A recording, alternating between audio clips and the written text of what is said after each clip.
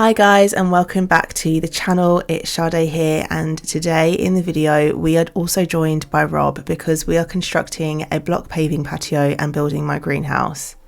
We started by raking up the gravel we had previously laid for a fire pit area, digging out any lumps to make it as smooth as possible. Then bought lots of sharp sand that we will eventually compact down.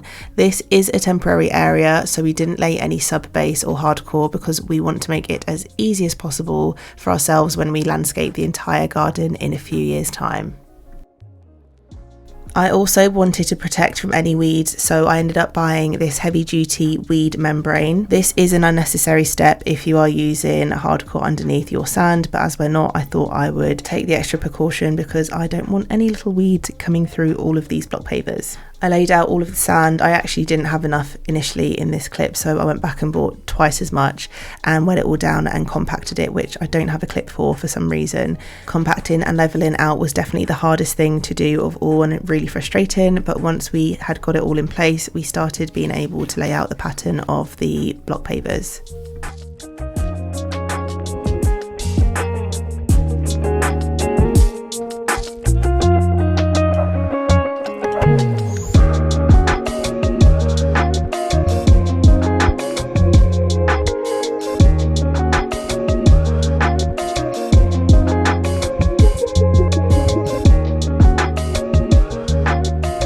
You will be able to see we've got a gorgeous new path that we've put down. However, we have got quite a lot of the edges and borders still needed to be filled. So we've hired this tool from a local company in Peterborough. This is called a block splitter or cutter. We've hired it from this company, SRS.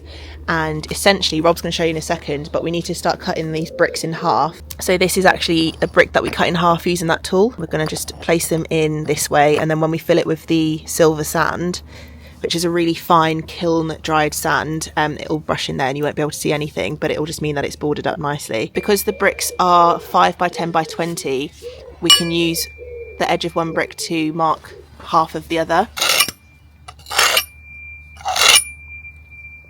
So you just make a mark like that, bring it over to the tool, and then you squish it underneath. You need to get it quite tight, and then you have to line it up really good, especially if you want a really, really accurate cutting. Just give it a real... Give it a... It's not too much pressure, is it? Nah. And then it splits them. Not perfect, but... And it's not perfect because of the type of brick it is inside, because it's made of different aggregates. It will never split like that. If you want it to split, you need to use a diamond disc cutter, but that's very dusty, it's bad for your lungs, and also very loud and time consuming. And slow. And slow. So that's what it looks like inside.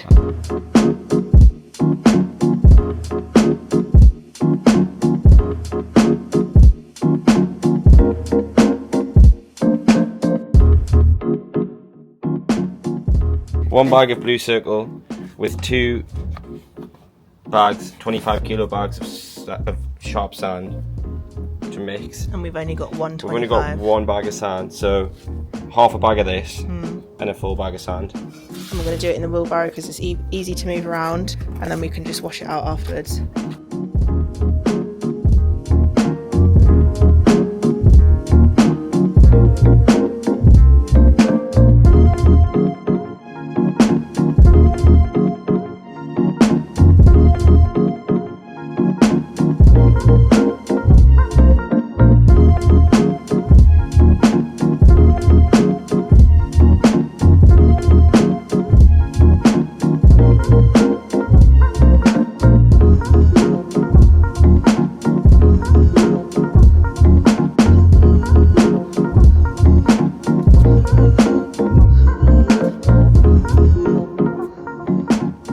After cementing the 2 free edges, we used kiln dried sand, which is also known as silver sand, and this part was super easy. You just dump the sand and brush it all over the place.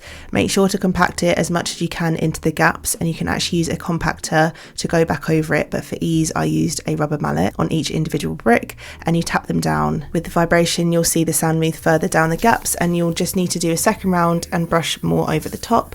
After this I wet the area a little bit to lock it all in place, and the base is complete.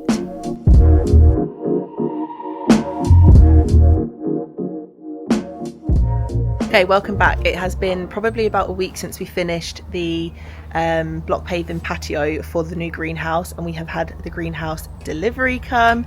It has come in a lot of little pieces, and it's not the best weather today, but I really want to get it set up. This is the gable end, piece number 1. That looks good, at least it fits. It's flush. Flush, pretty flush, it's good.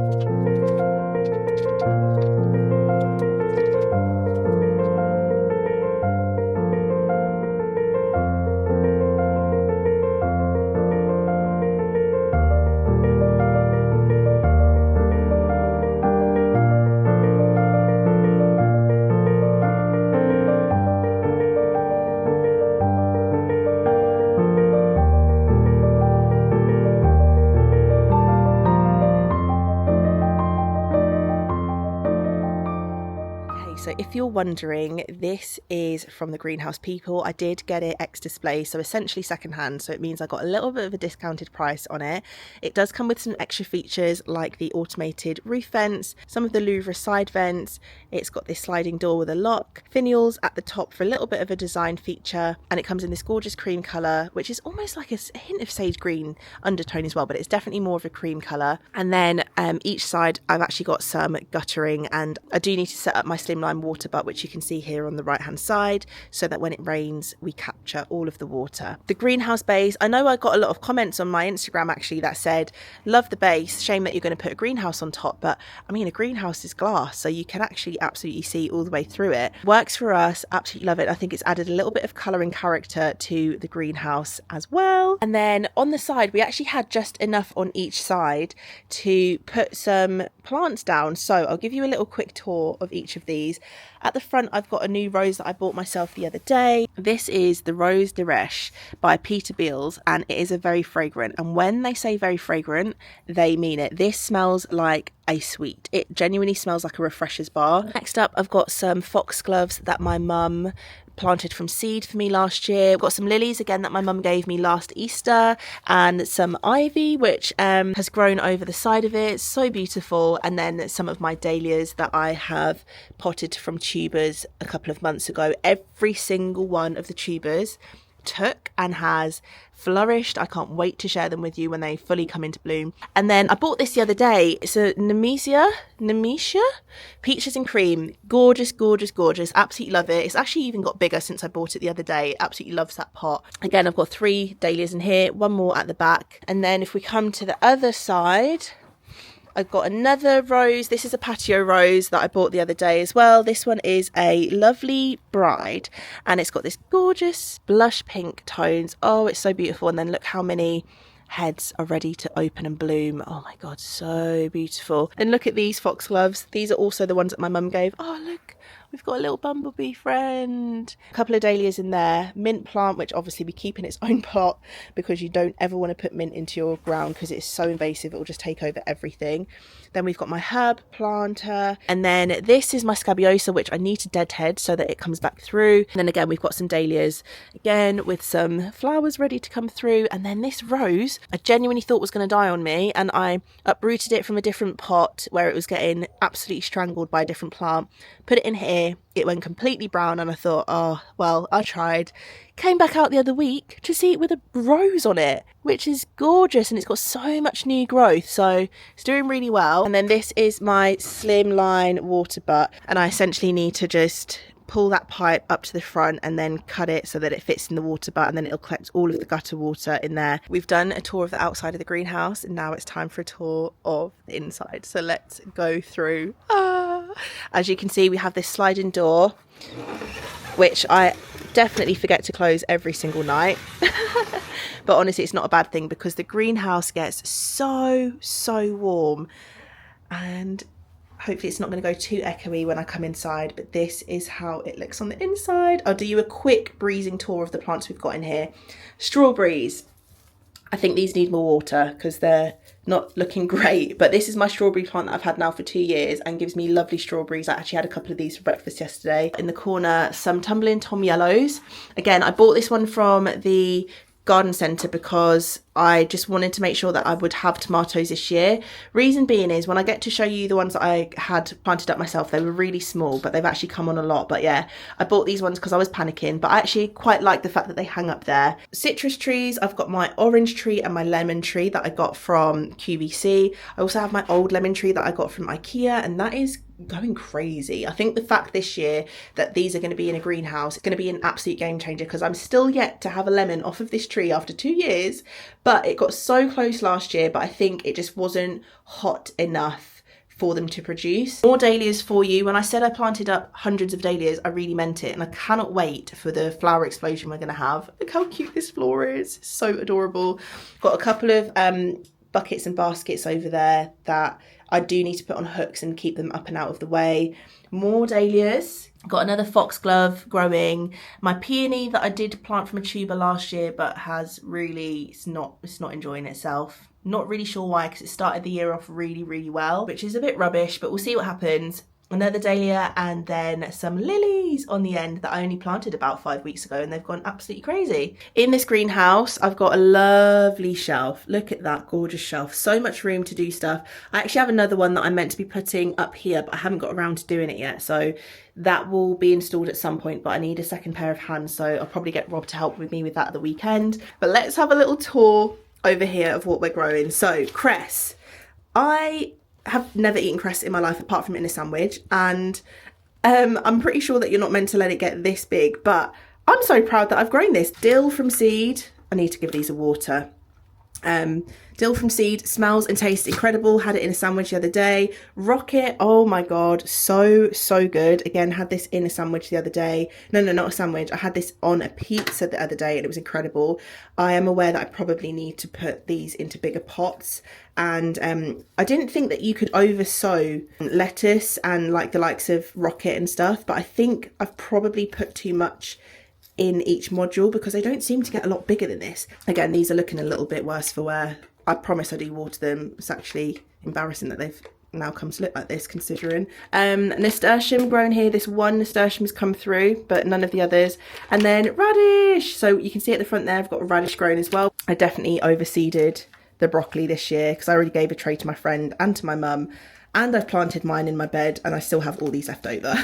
But for a first year attempt of growing stuff from seed, pretty impressive. All of these are my tomato seedlings for weeks and weeks and weeks. I mean, this one is a good example because it's tiny still, but they look like this and I thought they're dying. Okay, let me go and buy some tomato plants because I'm going to be without tomato plant this year and I'm really upset about that. Then all of a sudden, within like a week and a half, this is how big they get.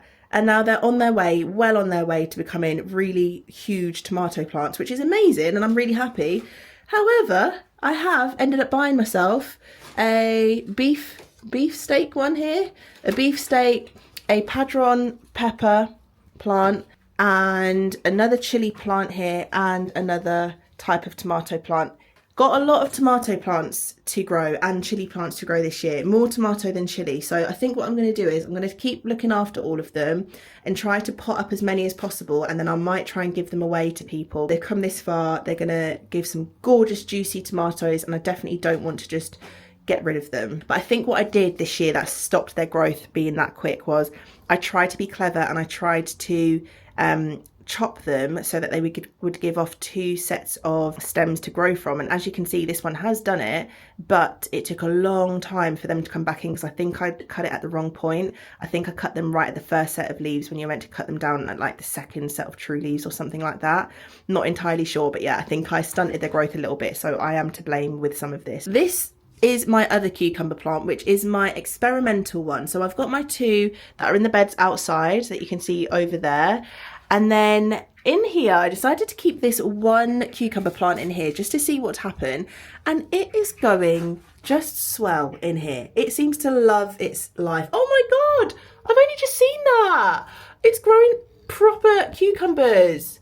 Okay, I think, okay, outdoors is definitely not warm enough for the cucumber plants.